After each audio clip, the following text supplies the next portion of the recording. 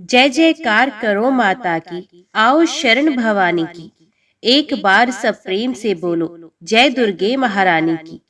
पहली देवी शैलपुत्री, किए बैल पर सवारी। अर्धचंद्र माथे पर सोहे, सुंदर रूप मनोहारी।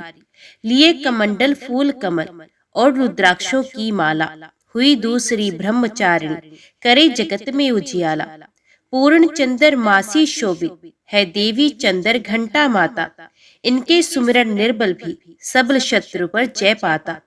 चौथी देवी कुष्मांडा है, इनकी लीला है न्यारी। अमृत भरा कलश है कर में, किए बाघ की सवारी। कर में कमल सिंह पर आसन, सबका शुभ करने वाली। मंगलमयी स्कंद माता, जग के दुख हरने वाली। मुनि कात्यायन की कन्या है, सबकी कात्यायनी माँ। दानवता की शत्रु और मानवता की सुखदायिनी माँ। सप्तम काल रात्रि है देवी, महाप्रलय ढाने वाली। प्राणी मात्र का रक्षण करती, महाकाल को खाने वाली। श्वेत बैल है वाहन जिनका, तन पर श्वेतांबर माला। यही महागौरी देवी है, सबकी जगदम्बा माता। शंख चक्र गदा पदम, कर में धारण करने वाली। यही सिद्धिदात्री देवी है, रिद्धि सिद्धि देने वाली। जय कल्याणमयी नवदुर्गे, जय हो शक्ति दायिनी माँ। जयत जयत चंडी नवदुर्गे, जय गिरजा महारानी माँ। जय गिरजा महारानी माँ। जय माँ भगवती, जय माँ दुर्गा। आप सभी को जय माँ कंजक चैनल की तरफ से नवरात्रि की हार्दिक शुभकामनाएं। आज के वीडियो के माध्यम से हम नवरात्रि व्रत की सारी कथाएं आपके सामने नवरात्रि में प्रतिदिन प्रस्तुत करेंगे। तो आज नवरात्रि का पहला दिन है और नवरात्रि के पहले दिन में माता शैलपुत्री की पूजा की जाती है।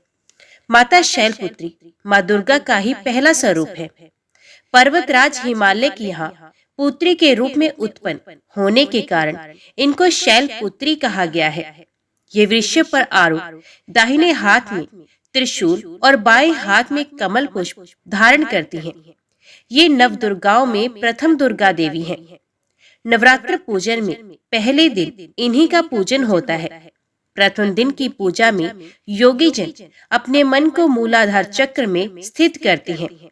यही से उनकी योग साधना शुरू होती है। माता शैलपुत्री को सफेद रंग बेहद प्रिय है, इसलिए पूजा के दौरान उन्हें सफेद रंग की चीजें, बर्फी आदि का भोग लगाया जाता है। पूजा में सफेद रंग के पुष्प भी अर्पित किए जाते हैं। माता के भक्तों को पहले दिन की पूजा में सफेद वस्त्र धारण करने चाहिए, ऐसा लाभकारी बताया गया है। तो चलिए अभी श्रवण करते हैं नवदुर्गा के पहले स्वरूप माँ शैलपुत्री की कथा। जय माँ शैलपुत्री। एक बार प्रजापति दक्ष ने एक बहुत बड़ा यज्ञ किया। इसमें उन्होंने सारे देवताओं को अपना अपना यज्ञ भाग प्राप्त करने के लिए निमंत्रित किया, किंतु शंकर जी को उन्होंने इस यज्ञ में निमंत्रित नहीं किया। सती ने जब सुना कि उनके पिता एक अत्यंत विशाल यज्ञ का अनुष्ठान कर रहे हैं, तब वहां जाने के लिए उनका मन विकल हो उठा। अपनी ये इच्छा उन्होंने शंकर जी को बताई। सारी बातों पर विचार करने के बाद उन्होंने कहा, प्रजापति दक्ष किसी कारणवश हमसे रुष्ट हैं। अपने यज्ञ में उन्होंने सारे देवताओं को निमंत्रित किया है, उनके यज्ञ भाग भी उन्हें समर्पित किए हैं, किंतु हमें जानबूझकर नहीं बुलाया गया, कोई सूचना तक नहीं भेजी गई। ऐसी स्थिति में तुम्हारा वहां जाना किसी प्रकार भी श्रेयस्कर नहीं होगा। शंकर जी के इस उपदेश से सती का प्रबोध नहीं हुआ। पिता का यज्ञ देखने, वहां जाकर माता और बहनों से मिलने की उनकी व्यग्रता किसी प्रकार भी कम ना हो सकी। उनका प्रबल आग्रह देखकर भगवान शंकर जी ने उन्हें वहां जाने की अनुमति दे दी। सती ने पिता के घर पहुंचकर देखा कि कोई भी उनसे आदर और प्रेम के साथ बातचीत नहीं कर रहा है। सारे लोग मुंह फेरे हुए हैं। केवल उनकी माता ने उन्हें स्नेह से गले लगाया। बहनों की बातों में व्यंग्य और उपहास के भाव भरे हुए थे। परिजनों के इस व्यवहार से उनके मन को बहुत कलेश पहुंचा। उन्होंने ये भी देखा कि वहां चतुर्दिक भगवान शंकर जी के प्रति तिरस्कार का भाव भरा हुआ है। दक्ष ने उनके प्रति कुछ अपमानजनक वचन भी कहे। ये सब देखकर सती का हृदय शोक, ग्लानि और क्रोध से संतप्त हो गया। उन्होंने सोचा, भगवान शंकर जी की बात ना मान यहाँ आकर मैंने बहुत बड़ी गलती की है। वे अपने पति भगवान शंकर के इस अपमान को सह ना सकी। उन्होंने अपने उस रूप को तत्क्षण वही योग अग्नि द्वारा जलाकर भस्म कर दिया। वज्रपात के समान इस दारुण दुखद घटना को सुनकर शंकर जी ने क्रुद्ध हो अपने गणों को भेजकर दक्ष के उस यज्ञ का पूर्णतः विध्वंस करा दिया। सती ने योग अग्नि द्वारा अपने शरीर को भस्म कर अगले जन्म में शैलराज हिमालय की पुत्री के रूप में जन्म लिया। इस बार वे शैलपुत्री नाम से विख्यात हुई। पार्वती, हेमवती भी उन्हीं के नाम है। उपनिषद की एक कथा के अनुसार इन्हीं ने हेमवती स्वरूप से देवताओं का गर्भ भंजन किया था। जय मां भगवती, जय मां शैलपुत्री। अभी श्रवण कीजिए नवरात्रि व्रत कथा। एक समय की बात है, बृहस्पति जी ब्रह्मा जी से कहते हैं कि ब्राह्मण, आप अत्यंत बुद्धिमान, सर्वशास्त्र और चारों वेदों को जानने वालों में से सबसे श्रेष्ठ हैं। हे प्रभु, कृपया कर मेरा कथन भी सुनिए। चैत्र व आश्विन माह के शुक्ल पक्ष में नवरात्र का व्रत व उत्सव क्यों किया जाता है? इस व्रत का क्या फल मिलता है? पहले इस व्रत को किसने किया था? बृहस्पति जी का कथन सुनकर ब्रह्मा जी बोले, बृहस्पति, तुमने बहुत ही अच्छा प्रश्न किया है। जो मनुष्य मनोरथ पूर्ण करने वाली दुर्गा महादेवी, सूर्य और नारायण का ध्यान करते हैं, वे मनुष्य धन्य है। नवरात्र का ये पर्व संपूर्ण कामनाओं को पूरा करने वाला है। ब्रह्मा जी आगे कहते हैं, बृहस्पति, जिसने सबसे पहले इस नवरात्र महाव्रत को किया है, उसका पवित्र इतिहास मैं तुम्हें सुनाता हूँ। तुम उसे ध्यान पूर्वक सुनो। ब्रह्मा जी कहते हैं, एक नगर था जिसका नाम पीठत था। उसमें अनाथ नाम का एक ब्राह्मण निवास करता था। वे भगवती दुर्गा का अनन्य भक्त था। संपूर्ण सद्गुणों से युक्त एक कन्या ने उसके यहाँ जन्म लिया, मानो ब्रह्मा की सबसे पहली रचना हो। उसका नाम सुमति रखा गया। सुमति अपनी सहेलियों के साथ ऐसे बड़ी होने लगी जैसे शुक्ल पक्ष में चंद्रमा की कलाएं बढ़ रही हों। सुमति के पिता नियम से प्रतिदिन दुर्गा की पूजा तथा हवन किया करते थे और उस समय सुमति भी वहां उपस्थित रहती थी। एक दिन सुमति अपनी सहेलियों के साथ खेल में मगन हो गई और भगवती के पूजन में शामिल नहीं हुई। उसके पिता को सुमति पर बहुत क्रोध आया और क्रोध में आकर कहने लगे कि हे दुष्ट पुत्री, आज तुम भगवती के पूजन में शामिल नहीं हुई, इसलिए मैं तुम्हारा विवाह किसी कुष्टी व दरिद्र मनुष्य से करूंगा। पिता की बातों से पुत्री को बहुत कष्ट पहुंचा और कहने लगी, हे पिता, मैं आपकी पुत्री हूँ और आपके अधीन हूँ, इसलिए आप मेरा विवाह जिस किसी से भी कराना चाहो करा सकते हो, क्योंकि होना तो वही है जो मेरे भाग्य में लिखा है। मुझे तो भाग्य पर पूर्ण विश्वास है। सुमति कहती है कि मनुष्य कितने मनोरथों को पूरा करना चाहता है, लेकिन होता तो वही है जो भाग्य विधाता भाग्य में लिखकर देते हैं। जो जैसा कर्म करता है उसको फल भी उन कर्मों के अनुसार ही मिलते हैं। मनुष्य के हाथ में केवल कर्म करना लिखा है, उसका फल देना भगवान के हाथ में होता है। अपनी कन्या के मुख से ये निर्भयपूर्ण बातें सुनकर ब्राह्मण का क्रोध बढ़ जाता है और अपनी पुत्री का विवाह एक कुष्ठ रोगी से कर देता है और कहता है कि अब जाओ और अपने कर्म का फल भोगो। मैं भी देखता हूँ कि तुम भाग्य के भरोसे रहकर कैसे जीवन यापन करती हो। पिता के वचनों को सुन सुमति मनन करने लगी कि मेरा दुर्भाग्य है कि मुझे ऐसा पति मिला, और अपने दुखों पर विचार करती हुई सुमति वन की ओर चल पड़ी। उस भयानक वन में कुशा पर रात बिताई।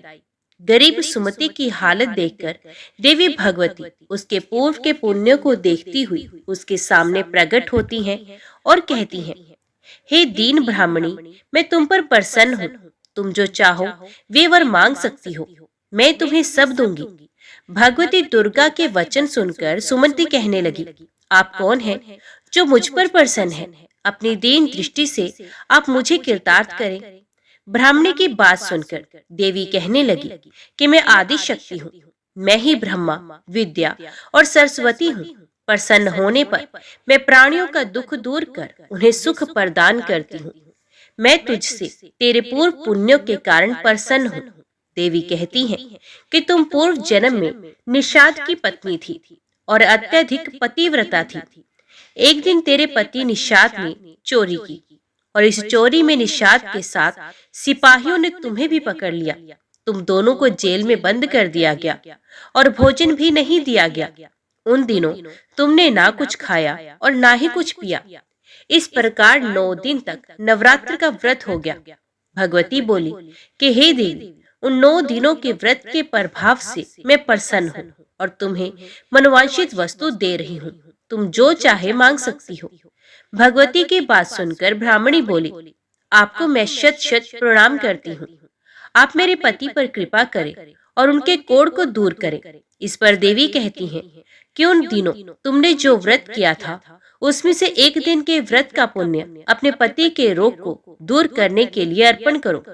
मेरे प्रभाव से तेरा पति सोने के शरीर वाला हो जाएगा। ब्रह्मा जी बोले, इस प्रकार देवी का वचन सुन वे ब्राह्मणी बहुत खुश हुई और पति को निरोगी देखने की इच्छा से ठीक है ऐसा बोली।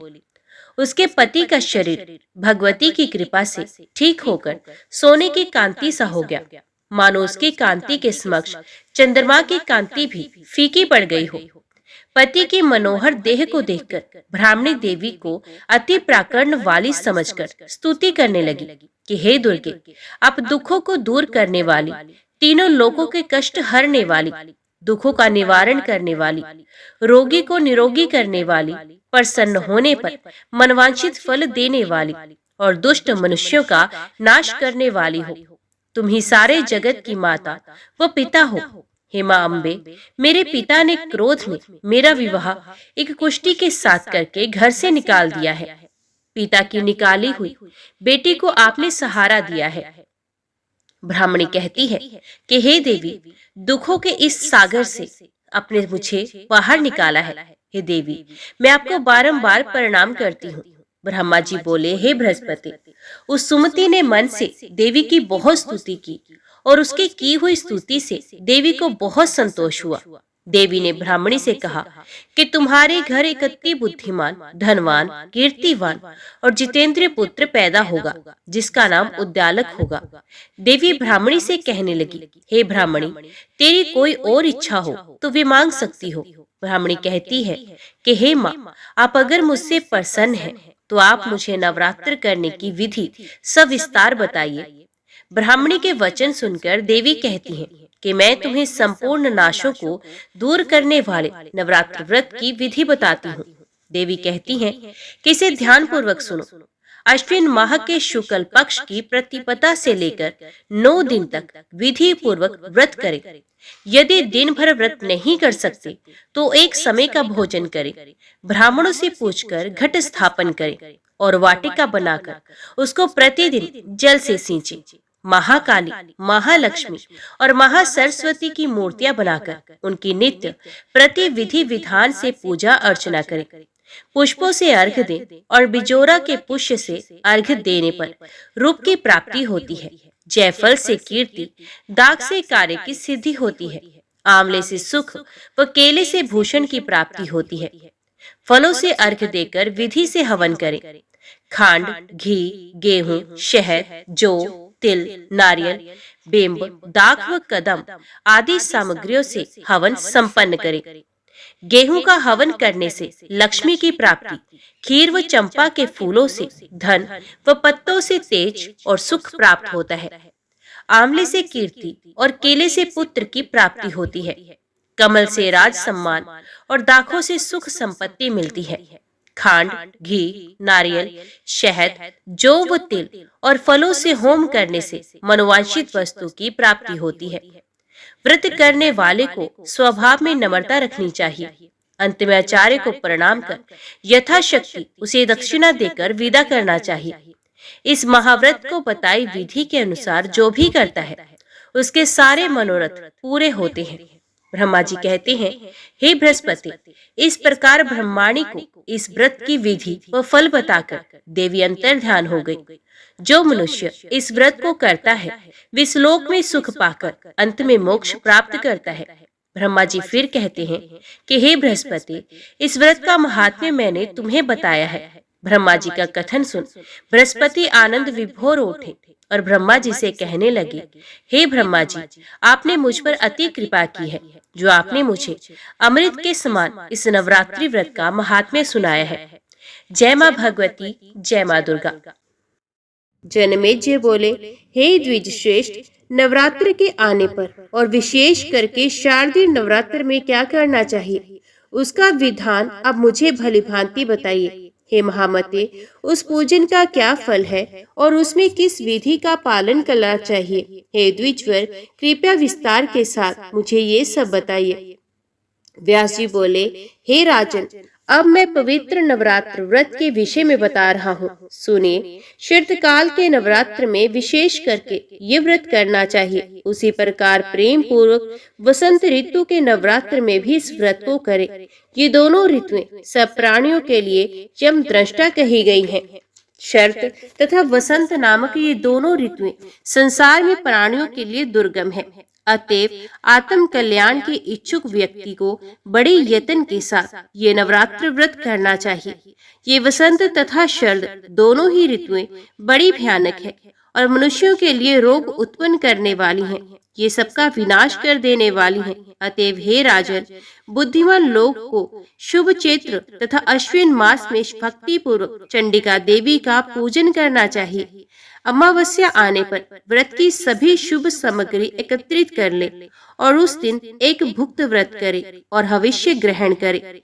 किसी समतल तथा पवित्र स्थान में 16 हाथ लंबे चौड़े स्तंभ तथा ध्वजाओं में सुसज्जित मंडप का निर्माण करना चाहिए। उसको सफेद मिट्टी और गोबर से लिपवा दे। तत्पश्चात उस मंडप के बीच में सुंदर चौरस और स्थिर वेदी बनाए। ये वेदी 4 हाथ लंबी, चौड़ी और हाथ भर ऊंची होनी चाहिए। पीठ के लिए उत्तम स्थान का निर्माण करें और तथा विविध रंग के तोरण लटकाएं और ऊपर चांदनी लगवानी चाहिए। रात्रि में देवी का तत्व जानने वाले सदाचारी संयमी और वेद वेदांग के पारंगत विद्वान ब्राह्मणों को आमंत्रित करके प्रतिपदा के दिन प्रातःकाल नदी, नद, तड़ाग, बावली, कुआं अथवा घर पर ही विधिवत स्नान करे। प्रातः काल के समय नित्य क्रम करके ब्राह्मणों को वर्ण कर उन्हें मधु पर तथा अर्घ्य पादम आदि अर्पण करें। अपनी शक्ति के अनुसार उन्हें वस्त्र, अलंकार आदि प्रदान करें। धन रहते हुए इस काम में कभी कृपणता न करें। संतुष्ट ब्राह्मणों के द्वारा किया हुआ कर्म समय प्रकार से परिपूर्ण होता है। देवी का पाठ करने के लिए 9, 5, 3 अथवा 1 ब्राह्मण बताए गए हैं। देवी भागवत का पारायण करने के कार्य में किसी शांत ब्राह्मण का वर्ण करें और वैदिक मंत्रों से स्वसित वाचन कराएं।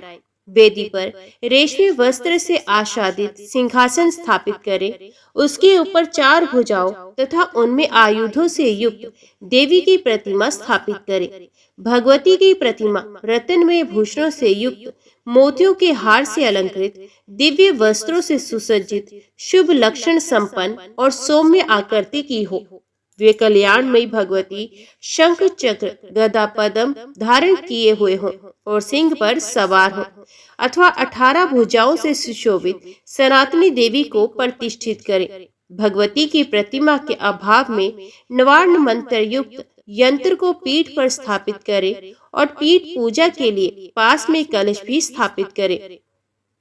वे कलश पंच पल्लव युक्त वैदिक मंत्रों से भली भांति संस्कृत उत्तम तीर्थ के जल से पूर्ण और स्वर्ण तथा पंचरत्न में होना चाहिए। पास में पूजा की सब सामग्रियां रखकर उत्सव के निमित्त गीत तथा वाद्यों की ध्वनि में करानी चाहिए। हस्त नक्षत्र युक्त नंदा प्रतिपदा तिथि में पूजन श्रेष्ठ माना गया है। हे राजन, पहले दिन विधिवत किया हुआ पूजन मनुष्यों का मनोरथ पूर्ण करने वाला होता है। सबसे पहले उपवास व्रत, एक भुक्त व्रत अथवा नक्त व्रत, इनमें से किसी एक व्रत के द्वारा नियम करने के पश्चात ही पूजा करनी चाहिए। पूजन के पहले प्रार्थना करते हुए कहें, हे माता, मैं सर्वश्रेष्ठ नवरात्र व्रत करूंगा। हे देवी, हे जगदम्बे, इस पवित्र कार्य में आप मेरी संपूर्ण सहायता करें। इस व्रत के लिए यथाशक्ति नियम रखें। उसके बाद मंत्रोच्चारण पूर्वक विधिवत भगवती का पूजन करें। चंदन, अगरू, कपूर तथा मंदार, करंज, अशोक, चंपा, कनेल, मालती, ब्राह्मी आदि सुगंधित पुष्पों, सुंदर बिलपत्रों और धूप दीप से विधिवत भगवती जगदम्बा का पूजन करना चाहिए। उस अवसर पर अर्घ्य भी प्रदान करें। हे राजन, नारियल, बिजोरा, नींबू, दाडिम, केला, नारंगी, कटहल तथा बिलपत्र आदि अनेक प्रकार के सुंदर फलों के साथ भक्ति पूर्वक अन्न का नैवेद्य एवं पवित्र बलि अर्पित करें। होम के लिए त्रिकोण कुंड बनाना चाहिए अथवा त्रिकोण के मान के अनुरूप उत्तम वेदी बनानी चाहिए। विविध प्रकार के सुंदर द्रव्यों से प्रतिदिन भगवती का त्रिकाल, प्रातः, सायं, मध्याह्न पूजन करना चाहिए और गायन, वादन तथा नृत्य के द्वारा महान उत्सव मनाना चाहिए। व्रती नित्य भूमि पर सोए और वस्त्र, आभूषण तथा अमृत के सदृश दिव्य भोजन आदि से कुमारी कन्याओं का पूजन करे। नित्य एक ही कुमारी का पूजन करे अथवा प्रतिदिन एक एक कुमारी की संख्या के वृद्धि क्रम से पूजन करे अथवा प्रतिदिन दुगुने तिगुने के वृद्धि क्रम से और या तो प्रत्येक दिन 9 कुमारी कन्याओं का पूजन करे। अपने धन सामर्थ्य के अनुसार भगवती की पूजा करे, किंतु हे राजन, देवी के यज्ञ में धन की कृपणता ना करे। हे राजन, पूजा विधि में 1 वर्ष की अवस्था वाली कन्या नहीं लेनी चाहिए, क्योंकि वे कन्या गंध और भोग आदि पदार्थों के स्वाद से बिल्कुल अनजान रहती है। कुमारी कन्या वे कही गई है जो 2 वर्ष की हो चुकी हो। 3 वर्ष की कन्या त्रिमूर्ति, 4 वर्ष की कन्या कल्याणी, 5 वर्ष की रोहिणी, 6 वर्ष की कालिका, 7 वर्ष की चंडिका, 8 वर्ष की शांभवी, 9 वर्ष की दुर्गा और 10 वर्ष की कन्या सुभद्रा कहलाती है। इससे ऊपर की अवस्था वाली कन्या का पूजन नहीं करना चाहिए, क्योंकि वे सभी कार्यों में निंदनीय मानी जाती हैं। इन नामों से कुमारी का विधिवत पूजन सदा करना चाहिए। अब मैं इन 9 कन्याओं के पूजन से प्राप्त होने वाले फलों को कहूँगा। कुमारी नाम की कन्या पूजित होकर दुख तथा दरिद्रता का नाश करती है। वे शत्रुओं का क्षय और धन, आयु तथा बल की वृद्धि करती है। त्रिमूर्ति नाम की कन्या का पूजन करने से धर्म, अर्थ, काम की पूर्ति होती है, धन धान्य का आगम होता है। जो राजा विद्या, विजय, राज्य तथा सुख की कामना करता हो, उसे सभी कामनाएं प्रदान करने वाली कल्याणी नामक कन्या का नित्य पूजन करना चाहिए। शत्रुओं का नाश करने के लिए भक्ति पूर्वक कालिका कन्या का पूजन करना चाहिए। धन तथा ऐश्वर्य की अभिलाषा रखने वाले चंडिका कन्या की समय अर्चना करनी चाहिए। हे राजन, सम्मोहन, दुख, दारिद्र्य के नाश तथा संग्राम में विजय के लिए शांभवी कन्या की नित्य पूजा करनी चाहिए। क्रूर शत्रु के विनाश एवं उग्र क्रम की साधना के निमित्त परलोक में सुख पाने के लिए दुर्गा नामक कन्या की भक्ति पूर्वक आराधना करनी चाहिए। मनुष्य अपने मनोरथ की सिद्धि के लिए सुभद्रा की सदा पूजा करे और रोग नाश के निमित्त रोहिणी की विधिवत आराधना करे। शिरस्तु इस मंत्र से अथवा किन्हीं भी श्रीयुक्त देवी यंत्र से अथवा बीज मंत्र से भक्ति पूर्वक भगवती की पूजा करनी चाहिए।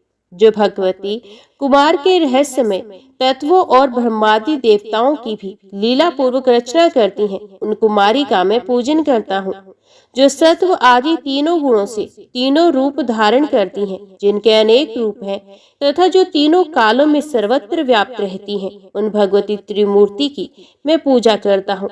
निरंतर पूजित होने पर जो भक्तों का नित्य कल्याण करती हैं, सब प्रकार की कामनाओं को पूर्ण करने वाली उन भगवती कल्याणी का मैं भक्ति पूर्वक पूजन करता हूँ। जो देवी संपूर्ण जीवों के पूर्व जन्म के संचित कर्म रूपी बीजों का रोपण करती हैं, उन भगवती रोहिणी की मैं उपासना करता हूँ। जो देवी काली कल्पांत में चराचर सहज संपूर्ण ब्रह्मांड को अपने में विलीन कर लेती हैं, उन भगवती कालिका की मैं पूजा करता हूँ। अत्यंत उग्र स्वभाव वाली, उग्र रूप धारण करने वाली, चंड मुंड का संहार करने वाली तथा घोर पापों का नाश करने वाली उन भगवती चंडिका की मैं पूजा करता हूँ।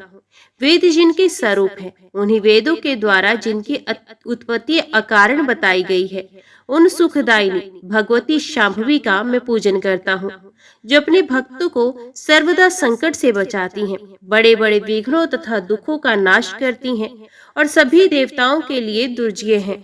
उन भगवती दुर्गा की मैं पूजा करता हूँ, जो पूजित होने पर भक्तों का सदा कल्याण करती हैं, और उन अमंगल नाशिनी भगवती सुभद्रा की मैं पूजा करता हूँ। विद्वानों को चाहिए कि वस्त्र भूषण माला गंध आदि श्रेष्ठ उपचारों से इस मंत्र के द्वारा सर्वदा कन्याओं का पूजन करें।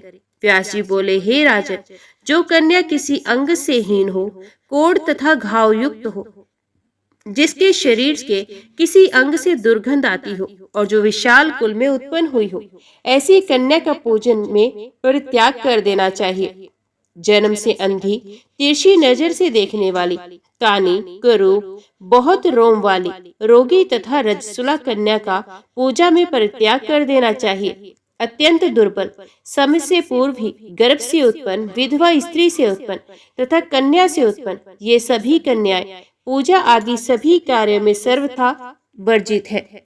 रोग से रहित, रूपवान अंगों वाली, सौंदर्यमयी, वर्ण रहित तथा एक वंश में अपने माता पिता से उत्पन्न कन्या की ही विधिवत पूजा करनी चाहिए। समस्त कार्यों की सिद्धि के लिए ब्राह्मण की कन्या, विजय प्राप्ति के लिए राजवंश में उत्पन्न कन्या तथा धन लाभ के लिए वैश्य वंश अथवा शूद्र वंश में उत्पन्न कन्या पूजन के योग्य मानी गई है।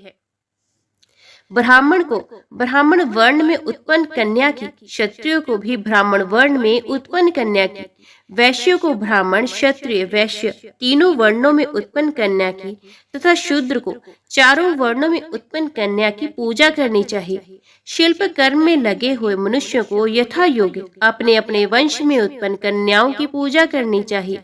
नवरात्र विधि से भक्ति पूर्वक निरंतर पूजा की जानी चाहिए। यदि कोई व्यक्ति नवरात्र पर्यंत प्रतिदिन पूजा करने में असमर्थ है, तो उसे अष्टमी तिथि को विशेष रूप से अवश्य पूजन करना चाहिए।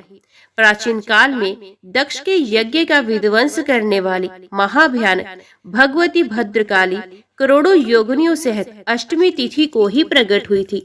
अतः अष्टमी को विशेष विधान से सदा भगवती की पूजा करनी चाहिए। उस दिन विविध प्रकार के उपहारों, गंध, माला, चंदन के अनुलेप, पायस आदि के हवन, ब्राह्मण भोजन तथा फल पुष्प आदि उपहारों से भगवती को प्रसन्न करना चाहिए। हे राजन, पूरे नवरात्र भर उपवास करने में असमर्थ लोगों के लिए 3 दिन का उपवास भी यथोक्त फल प्रदान करने वाला बताया गया है। भक्ति भाव से केवल सप्तमी, अष्टमी और नवमी इन 3 रात्रियों में देवी की पूजा करने से सभी फल सुलभ हो जाते हैं। पूजन, हवन, कुमारी पूजन तथा ब्राह्मण भोजन इनको संपन्न करने से वे नवरात्र व्रत पूरा हो जाता है, ऐसा कहा गया है। इस पृथ्वी लोक में जितने भी प्रकार के व्रत एवं दान हैं, वे इस नवरात्र व्रत के तुल्य नहीं है, क्योंकि ये व्रत सदा धन धान्य प्रदान करने वाला है, सुख तथा संतान की वृद्धि करने वाला, आयु तथा आरोग्य प्रदान करने वाला और स्वर्ग तथा मोक्ष देने वाला है। अतएव विद्या, धन अथवा पुत्र, इनमें से मनुष्य किसी की भी कामना करता हो, उसे इस सौभाग्यदायक तथा कल्याणकारी व्रत का विधि पूर्वक अनुष्ठान करना चाहिए। इस व्रत का अनुष्ठान करने से विद्या चाहने वाला मनुष्य समस्त विद्या प्राप्त करता है और अपने राज्य से वंचित राजा फिर से अपना राज्य प्राप्त करता है। पूर्व जन्म में जिन लोगों द्वारा ये उत्तम व्रत नहीं किया गया, वे इस जन्म में रोगग्रस्त, दरिद्र तथा संतान रहित होते हैं।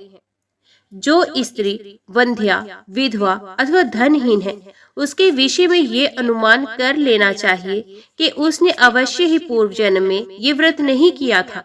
इस पृथ्वी लोक में जिस प्राणी ने उक्त नवरात्र व्रत का अनुष्ठान नहीं किया, वे इस लोक में वैभव प्राप्त करके स्वर्ग में आनंद कैसे प्राप्त कर सकता है? जिसने लाल चंदन मिश्रित कोमल बेलपत्रों से भवानी जगदम्बा की पूजा की है, वे इस पृथ्वी पर राजा होता है। जिस मनुष्य ने दुख तथा संताप का नाश करने वाली, सिद्धियां देने वाली, जगत में सर्वश्रेष्ठ, शाश्वत तथा कल्याण स्वरूपिणी भगवती की उपासना नहीं की, वे इस पृथ्वी तल पर सदा ही अनेक प्रकार के कष्टों से ग्रस्त, दरिद्र तथा शत्रुओं से पीड़ित रहता है। विष्णु, इंद्र, शिव, ब्रह्मा, अग्नि, कुबेर, वरुण तथा सूर्य समस्त कामनाओं से परिपूर्ण होकर हर्ष के साथ जिन भगवती का ध्यान करते हैं, उन देवी चंडिका का ध्यान मनुष्य क्यों नहीं करते? देवगण इनके स्वाहा नाम मंत्र से प्रभाव से तथा पितृगण स्वधा नाम मंत्र के प्रभाव से तृप्त होते हैं। इसलिए महान मुनिजन प्रसन्नता पूर्वक सभी यज्ञों तथा श्राद्ध कार्यों में मंत्रों के साथ स्वाहा एवं स्वधा नामों का उच्चारण करते हैं। जिनकी इच्छा से ब्रह्मा इस विश्व का सृजन करते हैं। भगवान विष्णु अनेक विध अवतार लेते हैं और शंकर जी जगत को भस्मात करते हैं। उन कल्याणकारिणी भगवती को मनुष्य क्यों नहीं भजते? सभी भुवनों में कोई भी ऐसा देवता, मनुष्य, पक्षी, सर्प, गंधर्व, राक्षस, पिशाच एवं पर्वत नहीं, जो उन भगवती की शक्ति के बिना अपनी इच्छा से शक्ति संपन्न होकर संपन्नित होने में समर्थ हो। सभी कामनाओं को पूर्ण करने वाली उन कल्याणदायिनी चंडिका की सेवा भला कौन नहीं करेगा? चारों प्रकार के पुरुषार्थों, धर्म, अर्थ, काम और मोक्ष को चाहने वाला कौन प्राणी उन भगवती के नवरात्र व्रत का अनुष्ठान नहीं करेगा? यदि कोई महापापी भी नवरात्र व्रत करे तो वे समस्त पापों से मुक्ति पा लेता है। इसमें लेश मात्र भी विचार नहीं करना चाहिए। हे राजन, पूर्व काल में कौशल देश में दीन धनहीन, अत्यंत दुखी एवं विशाल कुटुंब वाला एक वैश्य रहता था। उसकी अनेक संतानें थी, जो धन अभाव के कारण क्षुधा से पीड़ित रहा करती थी। सायंकाल में उसके लड़कों को खाने के लिए कुछ मिल जाता था तो वे कुछ भी खा लेते थे। इस प्रकार वे वणिक भूखा रहते हुए सर्वदा दूसरों का काम करके धैर्यपूर्वक परिवार का लालन पालन कर रहा था। वे सर्वदा धर्मपरायण, शांत, सदाचारी, सत्यवादी, क्रोध न करने वाला, धैर्यवान, अभिमान रहित तथा ईर्ष्याहीन था। प्रतिदिन देवताओं, पितरों तथा अतिथियों की पूजा करके वे अपने परिवार जनों के भोजन कर लेने के उपरांत स्वयं भोजन करता था। इस प्रकार कुछ समय बीतने पर गुणों के कारण सुशील नाम से ख्याति प्राप्त उस वणिक ने दरिद्रता तथा क्षुधा पीड़ा से अत्यंत व्याकुल होकर एक शांत स्वभाव ब्राह्मण से पूछा। सुशील बोला, हे महाबुद्धि संपन्न ब्राह्मण देवता, आज मुझ पर कृपा करके ये बताइए कि मेरी दरिद्रता का नाश निश्चित रूप से कैसे हो सकता है। हे मानद, मुझे धन की अभिलाषा तो नहीं है, किंतु हे द्विश्रेष्ठ, मैं आपसे कोई ऐसा उपाय पूछ रहा हूँ जिससे मैं कुटुंब के भरण पोषण मात्र के लिए धन संपन्न हो जाऊं। मेरी पुत्री और पुत्र क्षुधा से पीड़ित होकर भोजन के लिए बहुत रोते हैं और मेरे घर में इतना भी अन्न नहीं रहता कि मैं उन्हें एक मुट्ठी भर अन्न दे सकूं। रोते हुए बालक को मैंने घर से निकाल दिया और वे चला गया, इसलिए मेरा हृदय शोका अग्नि में जल रहा है। धन के अभाव में मैं क्या करूं? मेरी पुत्री विवाह के योग्य हो चुकी है, किंतु मेरे पास धन नहीं है। अब मैं क्या करूं? वे 10 वर्ष से अधिक की हो गई है। इस प्रकार कन्यादान का समय बीता जा रहा है। हे विपेंद्र, इसलिए मैं अत्यधिक चिंतित हूँ। हे दयानिधान, आप तो सर्वज्ञ हैं, अतएव मुझे कोई ऐसा तप, दान, व्रत, मंत्र तथा जप बताइए जिससे मैं अपने आश्रितजनों का भरण पोषण करने में समर्थ हो जाऊं। हे द्विज, बस मुझे उतना ही धन मिल जाए और मैं उससे अधिक धन के लिए प्रार्थना नहीं करता। हे महाभाग, आपकी कृपा से मेरा परिवार अवश्य सुखी हो सकता है। अतएव आप अपने ज्ञान बल से भली भांति विचार करके उपाय बताइए। व्यास जी बोले, हे राजन, उसके इस प्रकार पूछने पर उत्तम व्रत का पालन करने वाले उस ब्राह्मण ने बड़ी प्रसन्नता पूर्वक उस वैश्य से कहा, हे वैश्य, अब तुम पवित्र नवरात्र व्रत का अनुष्ठान करो। इसमें तुम भगवती की पूजा, हवन, ब्राह्मण भोजन, वेद पाठ, उनके मंत्र का जप और होम आदि यथाशक्ति संपन्न करो। इससे तुम्हारा कार्य अवश्य सिद्ध होगा। हे वैश्य, नवरात्र नामक इस पवित्र तथा सुखदायक व्रत से बढ़कर इस पृथ्वी तल पर अन्य कोई भी व्रत नहीं है। ये नवरात्र व्रत सर्वदा ज्ञान तथा मोक्ष को देने वाला, सुख तथा संतान की वृद्धि करने वाला एवं शत्रुओं का पूर्ण रूप से विनाश करने वाला है। राज्य से च्युत तथा सीता के वियोग से अत्यंत दुखित श्री राम ने किष्किंधा पर्वत पर इस व्रत को किया था। सीता की विरह अग्नि से अत्यधिक संतप्त श्री राम ने उस समय नवरात्र व्रत के विधान से भगवती जगदम्बा की भली भांति पूजा की थी। इसी व्रत के प्रभाव से उन्होंने महासागर पर सेतु की रचना कर महाबली मंदोदरी पति रावण, कुंभकर्ण तथा रावण पुत्र मेघनाद का संहार करके सीता को प्राप्त किया था। विभीषण को लंका का राजा बनाकर पुनः अयोध्या लौटकर उन्होंने निष्कंटक राज्य प्राप्त किया था। हे वैश्यवर, इस प्रकार अमित तेज वाले श्री राम जी ने इस नवरात्र व्रत के प्रभाव से पृथ्वी तल पर महान सुख प्राप्त किया।